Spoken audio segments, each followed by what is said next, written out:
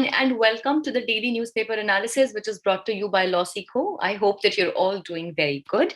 So today we have a very interesting article for our discussion that is about the voting system in the country. Basically, it says that we should not actually force the people to vote to increase the voter turnout. Rather, we should find more creative methods to encourage people to cast their votes. We'll discuss this in detail, and it has been taken from the Indian Express. Then we have news update and legal news for the day. So this article from the Indian Express says that we should not force the people to vote, basically the citizens of the country to vote in an election.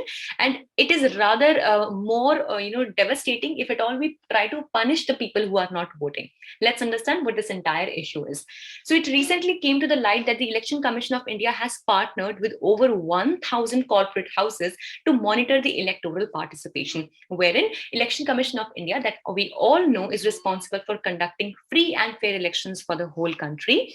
So this Election Commission of India will now be partnering with more than 1,000 corporate houses, that is many companies in such sort, to monitor the electoral participation as to how many people are actually participating in the process of voting. So the list of non-participants shall be put up on the website and notice board. So it will be like when in schools and colleges in the earlier times, when the marks of the people used to be published, and the toppers and even the people who used to fail, they'll all be there. So here, all the people who failed to cast their vote, their names will be published on the websites and notice boards. So the Chief Election Commission of Gujarat has also stated that it will take measures to track employees of state and central government and big private companies who do not vote but avail their leave, bypassing the regulation that no one can enforce compulsory voting. So as we know that in India, the right to vote. Okay, right. Here's a very interesting question for you all. Let me know in the comment section below that right to vote is what kind of a right for the Indian citizens? Is it a fundamental right? Is it a constitutional right? Is it a legal right? It is a political or civil right? What kind of right actually is right to vote? But I can of course tell you that here voting is not something that you can get compulsorily done by the people. It is up to their decision if they want to vote or not. But here what they will be doing is that they will get in touch with these private companies, and they will find a filter through which they will get to know that these were the people, for example, who took a leave specially for casting a vote but did not really in the actual world cast the vote. And maybe there could be some penalties for that, those kinds of people. Now let's see that what do we have it as a threat to the privacy of the people. Now in the PUCL judgment, which we also very commonly know as the nota judgment, that is none of the above option, as if at all, if any one of you who is listening to this analysis, if you have casted a vote ever, so you might notice that of all the options that we have of various political parties and their leaders, the last option on the electronic voting machine, that is the EVM, is of nota. So that basically gives voters a right or a choice if they do not want to vote for any of the parties, political parties, or the leaders over there. So they can definitely click the nota option. So this was called as a nota judgment. So in this case, the Supreme Court held that the negative vote or abstaining from voting is a freedom of expression. So when we have freedom of speech and expression under Article 19(1)(a) of the Indian Constitution, which is indeed a fundamental right. So when we talk about freedom of expression, so not expressing basically or not casting a vote for any political party and giving it as the nota is also a part of the expression and this particular fundamental freedom.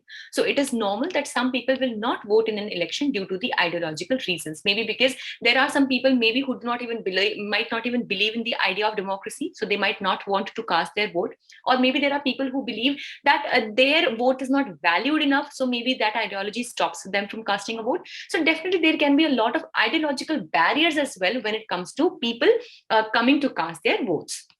So Section 79D of the Representation of Peoples Act states that electoral right also contained the right to not participate in a vote. So these are all the things that are coming against these notions that the Election Commission of India has taken, wherein they try to bring out the people who are not casting vote and kind of bring to the forth their names in front of the whole world.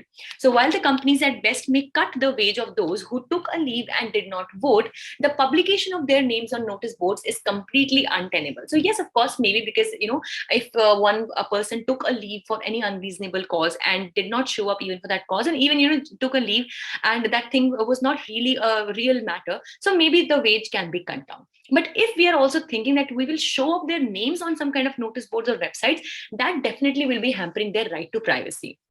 Also, can you tell me, right to privacy is a fundamental right under which article of the Indian Constitution? Pause this video, let me know in the comment section below. So the PUCA judgment also states that the secrecy regarding votes must be maintained at all the times and at all the stages. And the Elections Commission step would be a violation of this judgment and thus a contempt of court as well. Now, the goal of more turnouts, the voter turnouts, must only be achieved through systematic voter education carried out by the Election Commission. See, generally what happens is that many a times when people think that they will have to stop their work, or maybe they will have to get their wages cut just because they have to go and cast the vote, it discourages them at various levels. So what we should do is that instead of punishing the people who are not voting, we should try to understand the causes as to why people are not voting. So that would be when we'll try to solve this problem from the very grassroots itself. And instead of actually just punishing the people, we should understand the behavior of the entire society. In this system, what we can do is that we should make sure that the vote that we all of us are going to cast, it is going to have immense value when it comes to forming of the whole government of the entire country. In that situation, we should be making sure that we are educating the citizens, we are educating the public at large about the value of their vote and how amazing or how disastrous can a step be for the entire democracy. So the voter education program has also demonstrated effect in bringing more youth participation in the voting system as well, definitely. And one of the things that the Election Commission did not account for in this step is that many individuals also stay away from their homes, and thus they are unable to participate in the voting system. As I was just discussing, for example, I might have a voter ID, let's say of the state of Uttarakhand, which I actually have, right? But I might be working for my job, or I might be married at some other place, or situations may arise when I am not physically present in that particular state on the day of vote. Now, of course, not everyone can afford to maybe go back, travel back, or fly back to that place and just for casting a vote and then come back on the next day. So this also makes it difficult, wherein recently there was also a discussion coming up wherein the electric voting, or the e-votings or online votings can be brought forward for people who are maybe posted in the army, or who are like living outside India, but still they would like to cast their vote, but are citizens of India, or who are not physically, due to their ailment, due to their illness, disease, or be it any other reason, they're not able to be physically present at the particular voting booth. But that still has to be considered. So the Election Commission of India should promptly issue a notification to clarify the issue and ensure that no commotion regarding this ensues any further. Let's now see that what do we have for news updates for the day. Firstly, Asia's largest compressed biogas plant. So the Union Petroleum and Natural Gas Minister Hardeep Singh Puri dedicated Asia's largest compressed biogas plant, that is CBG biogas plant, to the people of Punjab. So the plant set up in 20 acres has been commissioned with the foreign direct investment of 220 crore rupees by Verbio AG, one of the Germany's leading bioenergy company. Secondly, AFC Asian Cup 2023. So the 2023 Asian Cup football tournament will be held in Qatar. The Asian Football Confederation has announced after China withdrew earlier this year because of its zero COVID policy. Thirdly, first Indian woman to run sub-13s hurdles. So Jyoti Yaraji has created history by becoming the first Indian woman to clock a legal sub-13 second time in 100-meter hurdles while smashing her own record at the National Open Athletics Championships in Bengaluru. Fourthly, Roger Binny succeeds Saurav Ganguly as the BCCI President. So the former Indian cricketer and member of 1983 World Cup winning team, we all have witnessed this, like through the movie 83. If guys you haven't watched it, it's a very good movie. I would really suggest you all watch it. It's about the 83 World Cup and how India made to win the World Cup in the finale. And Roger Binny was one of the most important players of that 83 World Cup team. So now Roger Binny has been appointed as the 36th BCCI President, and he has replaced former Indian captain Saurav Ganguly over here. Now let's see, what do we have for legal updates today. Firstly, profit-oriented educational trusts cannot claim income tax exemption. Education must be sole objective if so. And this has been held by the Supreme Court. So the Supreme Court has held that the trusts or societies which seek exemption under Section 1023C of the Income Tax Act should solely be concerned with education or education-related activities and nothing else. And where the objective of the institution appears to be profit-oriented, such institutions would not be entitled to approval. This was held in the case of New Noble Education Society versus Chief Commissioner of Income Tax. Secondly, res judicata is attracted not only in separate subsequent proceedings, but also at subsequent stage of the same proceedings, says the Supreme Court. So the Supreme Court again has observed that the doctrine of res judicata is attracted not only in separate subsequent proceedings, but also at subsequent stages of the same proceedings.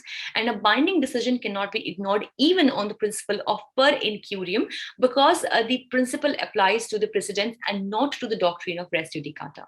This was held in the case of S Ramachandra Rao versus S Nagabhushana Rao.